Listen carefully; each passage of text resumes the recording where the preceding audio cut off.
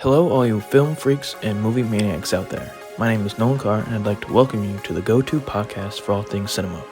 But before you can ask any questions, just sit back, relax, as I present to you a Strawlane Studio Productions Critiquing with Carr. And welcome back, ladies and gentlemen, to yet another edition of Critiquing with Carr. I can't believe we're back for another exciting week of reviews, but then again, I guess I'm still having fun doing it. Nevertheless, onto the festivities. Now, a few weeks ago, I reviewed Godfather 1 and Godfather 2, part of the Godfather trilogy. That was my first series I've ever reviewed, not together, but separately. That being said, what I'm about to talk about now with this review for this episode of Memorable Movie Mondays is part of my second trilogy, and this film is Lord of the Rings Return of the King. Now, as these usually go, we talk about who made this film come to light behind the camera and front of the camera, its budget, how it did in the box office, its competition 2003 in terms of the highest grossing films of that year, as well as how it did during award season before we get to the real meat and potatoes, which is my likes and dislikes and my final review out of 10 Diamond Apes. That being said, let's begin. Similar to the directors of the Godfather movies and The Dark Knight, Peter Jackson pulls triple duty with this film. By that I mean he is the singular director of this project. He is one of the screenwriters of this film, as well as one of the four producers of this film. Besides Peter Jackson, the other two screenwriters are Fran Walsh and Philippa Boyens.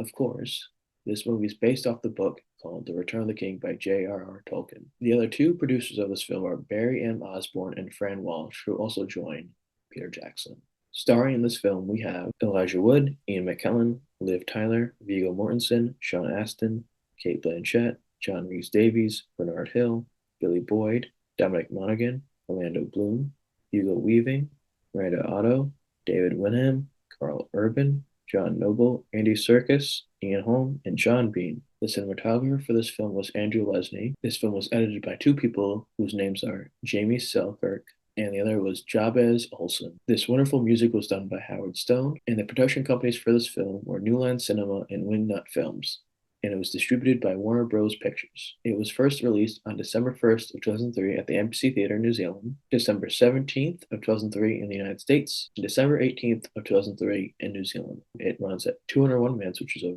very long film, which is about 3 hours and 20 minutes long. The budget for this film was $94 million, and the box office total that this film made was $1.161 billion with a capital B dollars at the end of the day. In terms of accolades, they are as follows. At the 2004 Oscars, it won Best Picture.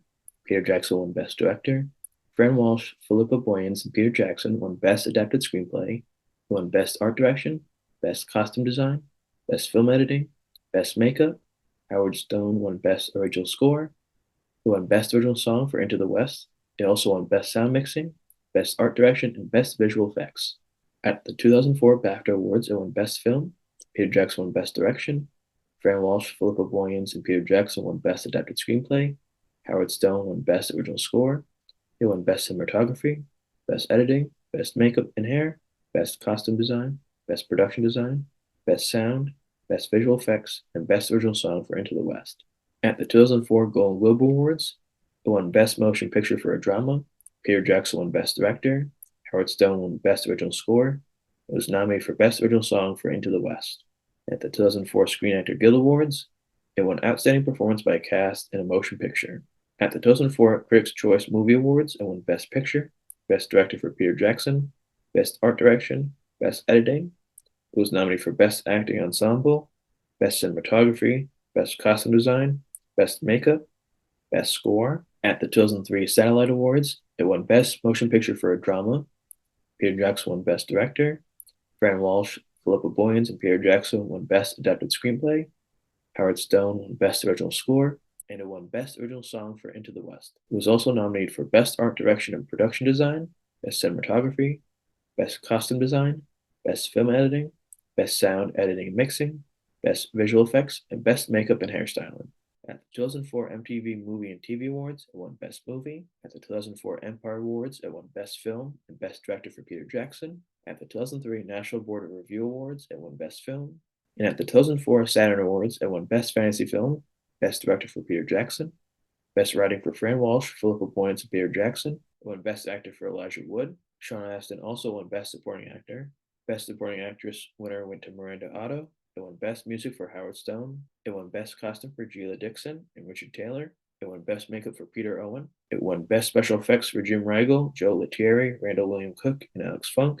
It was nominated for Best Supporting Actor, which was Andy Serkis. Now, when I do these reviews, I have a few favorite moments, and this is one of them, being the top 10 highest grossing films of that year's release. Coming at number 10 was Bad Boys 2. It was distributed by Columbia Pictures. It had a worldwide gross of $273 million, and the lead actors were Will Smith and Martin Lawrence. Coming at number 9 was X2. It was distributed by 20th Century Fox. It had a worldwide gross of $407.7 million, and the lead actors were Hugh Jackman, Patrick Stewart, and Ian McKellen. Coming at number 8 was The Matrix Revolutions. It was distributed by Warner Brothers. It had a worldwide gross of $427 million. Lead actors were Keanu Reeves, Lawrence Fishburne, and Carrie-Anne Moss. Coming at number 7 was Terminator 3: Rise of the Machines. It was distributed by Warner Brothers. It had a worldwide gross of $433 million. And lead actors were Arnold Schwarzenegger, Nick Stahl, and Claire Danes. Coming at number 6 was The Last Samurai. It was distributed by Warner Brothers. It had a worldwide gross of $454.6 million. The lead actors were Tom Cruise and Ken Watanabe.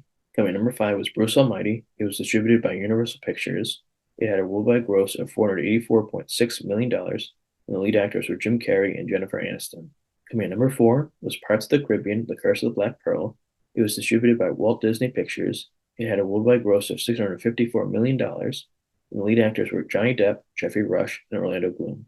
Coming at number 3 was The Matrix Reloaded. It was distributed by Warner Brothers. It had a worldwide gross of $739 million. The lead actors were Keanu Reeves, Lawrence Fishburne, and Carrie-Anne Moss. Coming at number 2 was Finding Nemo. It was distributed by Walt Disney Pictures. It had a worldwide gross of $871 million, and the lead actors were Albert Brooks and Ellen DeGeneres. And coming at number 1 was The Lord of the Rings: The Return of the King. It was distributed by New Line Cinema. It had a worldwide gross of $1.141 billion, and the lead actors were Elijah Wood, Viggo Mortensen, and Ian McKellen. Now, as we zoom through this review, it comes time to my ultimate favorite part of this review, which is my likes and dislikes section. And they are as follows. The Return of the King is a cinematic triumph that weaves together the threads of an epic journey with masterful storytelling and unforgettable characters. From the very beginning, the film captivates with its enchanting intro music, setting the tone for a grand adventure.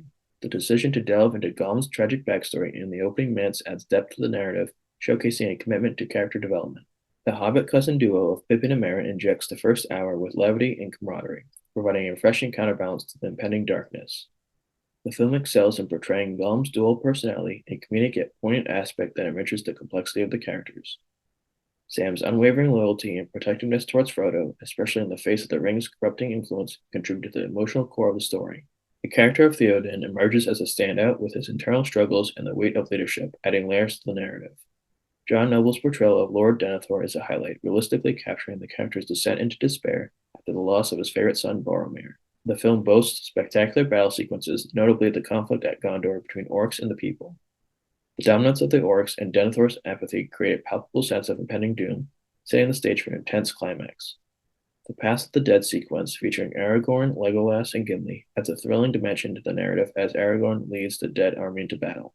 The female empowerment sequences with Eowyn are commendable, culminating in her slaying the Witch King with Merry's help. The sequence of Sam saving Frodo and their contemplation of the journey towards the Fiery Eye showcases the enduring strength of their friendship. The final showdown with Frodo and Sam against Gollum on the Fiery Mountain, and Gandalf, Aragorn, Legolas, Gimli, and the soldiers facing the orcs is a breathtaking and emotional charged climax. The film's ending is nothing short of exceptional, with Frodo bidding farewell to his Hobbit friends and joining Gandalf, his uncle, in the Alps. The emotional resonance and the farewell between Frodo and Sam brings the narrative full circle, leaving an indelible mark on the audience. While The Return of the King is undoubtedly a cinematic spectacle, certain elements may leave viewers with mixed feelings. The CGI portrayal of Gollum, changing over time with the ring, especially in extreme close-ups, falls short of expectations. The unsettling nature of these visuals, particularly in the final moments, detracts from the emotional impact, serving as a rare mishap in the film's otherwise impressive visual effects. Two moments in the film stand out as cringeworthy. The abrupt crumbling of the land around the orcs and people after the ring's destruction feels overly theatrical. Additionally, Denethor's choice to immolate himself, realizing his mistake too late, adds an element of discomfort, challenging the suspension of disbelief. In conclusion, while The Return of the King may have its imperfections, these are minor blemishes on an otherwise grand tapestry of storytelling. The film's strengths in character development, breathtaking visuals, and emotional resonance far outweigh any shortcomings, making it a remarkable conclusion to the trilogy. Now, as we somehow reach the end of this review of Return of the King, and I managed in some way, shape, or form to read all my notes for this movie, I still have time left to tell you my final review and ranking out the 10 Diamond Daves. Now, this is just for me. It could be different for you all out there, but for one of the greatest trilogies of all time, this is one of the greatest endings of all time. Although it's very long, the character development from start to finish, although it isn't that spectacularly different from the first film, does the job. It leaves you satisfied. There's no bit of it where you're like, oh, I wish there was more of that. You're comfortable with what they provide to you in the 3.5 hour plus long movie. And I can't say more about it. To go from watching it just as a fan who's interested in this trilogy and these set of movies, counting The Hobbit, to now watching it as someone who's reviewing it and looking at the finer things in the movie, it was so perfect. And I'm so glad to be able to do this in a review form. That's why, at the end of the day, at the end of this review, I give it a proud 8.5 out of 10 Diamond Daves. Now, with that, I'll simply leave you with this. If you've enjoyed this week's edition of Memorable Movie Mondays, do us a favor by subscribing to the podcast, following the podcast, leave a like or clicking the heart button, turn on post notifications so you're updated with more news and updates regarding the show and future episodes, as well as sharing with your friends and family to help grow the podcast as well as following on Instagram at Critiquing with Carr. And with that, until next time when we see each other again at the theaters by film freaks and cinephiles, happy viewing.